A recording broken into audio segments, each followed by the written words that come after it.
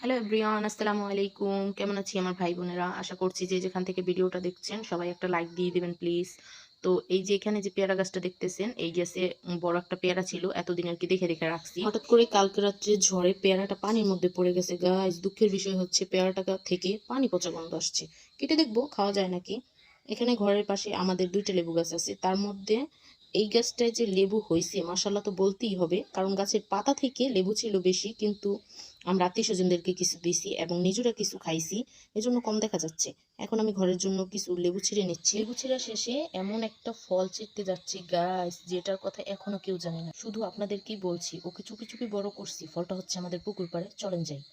আমরা পুকুর পাড়ে 2টা আম গাছ লাগাইছি, তার মধ্যে থেকে একটা আম গাছে আম হয়েছে, কিন্তু এটা কেউ জানে না। পুকুর পাড় হচ্ছে জাল দিয়ে ঘেরা, তো ওটার উপর দিয়ে আমি উঠতেছি। এটা হচ্ছে আমাদের পুকুর পাড়, খুব ছোট তাই না? পুকুরে কিন্তু পানি ছিল না, বৃষ্টিতে পানি হয়েছে। এই গাছে টোটাল 7টা আম হয়েছিল। ঝড় তুফানকে পার করে কেবলমাত্র উনি বেঁচে আছেন।